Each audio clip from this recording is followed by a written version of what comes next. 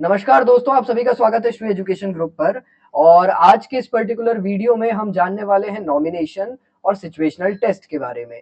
जैसा कि आप सभी लोग जानते हैं कि हम पढ़ रहे हैं हम पढ़ रहे हैं श्री एजुकेशन ग्रुप के under chapter 2 of class 12th NCERT that is called the self and personality. और यह सीरीज का लास्ट चैप्टर है, लास्ट टॉपिक है बेसिकली, जिसमें हम जानेंगे नॉमिनेशन आखिर होता क्या है और यह सिचुएशनल टेस्ट आखिर होते क्या हैं। तो आइए इन दोनों चीजों को समझने की हम दोनों मिलकर कोशिश करते हैं। सबसे पहले नॉमिनेशन क्या है। नॉमिनेशन एक ऐसी मेथड है, सबसे पहले तो मैं आपको बता दूं ये किस टॉपिक के अंडर में आ रही है। यह सारी चीजें हम लोग क्या जानने की कोशिश कर रहे हैं, असेसमेंट ऑफ पर्सनालिटी के अंदर जानने की कोशिश कर रहे हैं। अब असेसमेंट ऑफ पर्सनालिटी में साइकोमेट्रिक टेस्ट हमने जान चुके हैं, सेल्फ रिपोर्ट मेजर हमने जान चुके हैं, प्रोजेक्टिव टेक्निक्स हमने जान चुके हैं और बिहेवियर एनालिसिस हमने जान चुके हैं। अब बेसिकली बिहेवियर एनालिसिस के लास्ट टॉपिक के अंडर हम लोग नॉमिनेशन और सिचुएशनल टेस्ट को जानने की कोशिश कर रहे हैं। बिहेवियर एनालिसिस मतलब हम लोग इंसान की बिहेवियर को एनालाइज करके उसकी पर्सनालिटी को असेस करने की कोशिश यहाँ पर कर रहे हैं। तो इंसान के बिहेवियर को एनालाइज करने के लिए आपने जाना कि बिहेवियर रेटिंग क्या होती है, फिर आपने उसके अंडर में जाना कि भाई हेलो इफेक्ट क्या होते हैं। ठीक है, तो अब जानने का समय है कि नॉमिनेशन मेथड आखिर होता क्या है और नॉमिनेशन मेथड आखिर किस तरीके से यूज किया जाता है। तो आइए देखते हैं अब इसको। So this method is often used in obtaining peer assessment. It can be used with the person who have been in long term interaction and who know each other very well. In using nomination, each person is asked to choose one person or more person of the group with whom he or she would like to work, study, play and participate in any other activity. ठीक है, the person may also be asked to specify the reason for her or his choice. Nomination thus received may be analyzed to understand the personality and behavior quality of the person. The technique has been found to be highly dependable, although it may also be affected by the personal biases.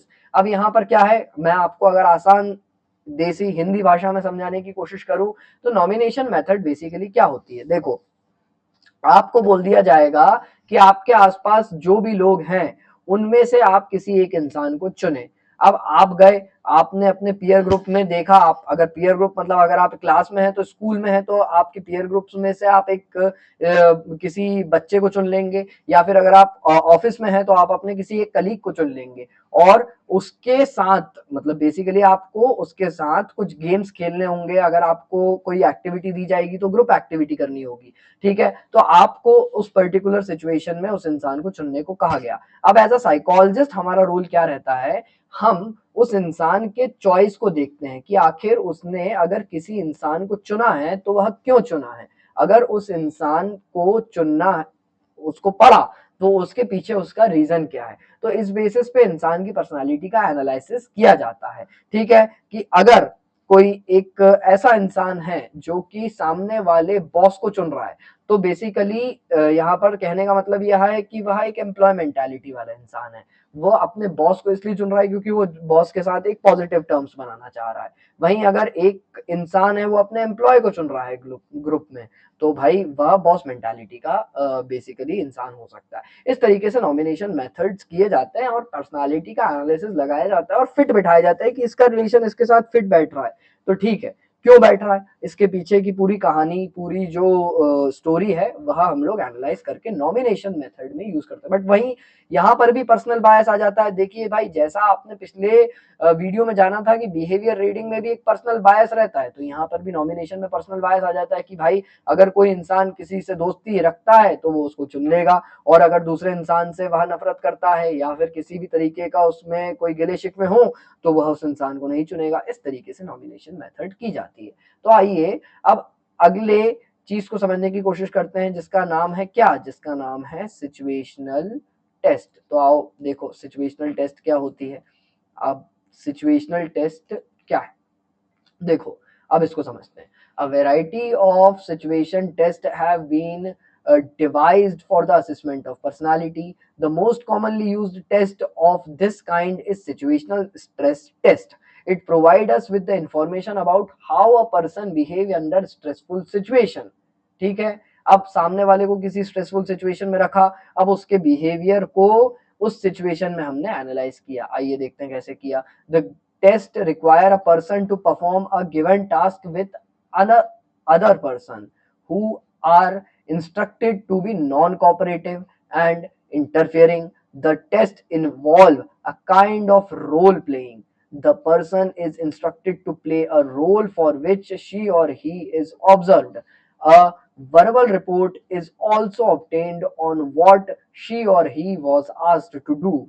A situation may be realistic one और it may be created through a video play.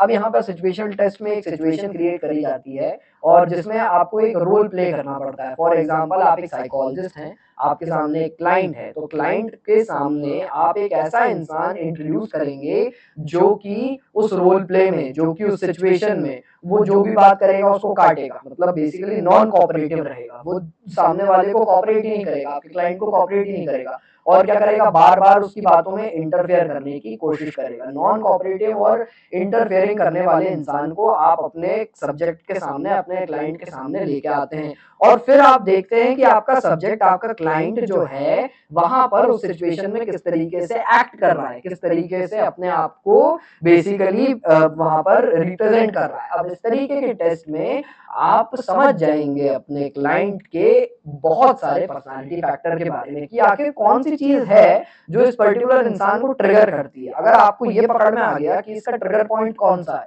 तो आप उसके ऊपर काम कर सकते हैं, उसका इलाज कर सकते हैं, उसका बेसिकली एनालिसिस आप पूरा बिठा सकते हैं कि भाई इस इंसान का इलाज इस ट्रिगर पॉइंट से, इस इंसान को इस बात से ट्रिगर होता है। तो अब आप उस पर्टिकुलर बात को लेंगे और उसके पीछे पूरी थेरेपी अपनी डिजाइन करेंगे और उसके पीछे ही अपनी पूरी काउंसलिंग डिजाइन करेंगे। तो इस तरीके से इंसान की पर्सनालिटी का एनालिसिस किया जाता है और यह था हमारा पर्टिकुलर सिचुएशन टेस्ट। ठीक है जी, तो यहाँ पर यह चैप्टर 2 ऑफ एनसीईआरटी साइकोलॉजी आज समाप्त होता है और उम्मीद करता हूँ आप लोगों को यह सीरीज अच्छी लगी होगी। अगर अच्छी लगी है तो please do like, share and subscribe. अगर आपके कोई डाउट्स हैं तो प्लीज आप कमेंट सेक्शन में पूछ सकते हैं। अगले वीडियो में हम इसकी समरी को समझ लेंगे और साथ ही साथ इसके कुछ क्वेश्चंस जो हैं उसको भी हम लोग एनालाइज कर लेंगे, उसको भी हम लोग समझने की कोशिश कर लेंगे।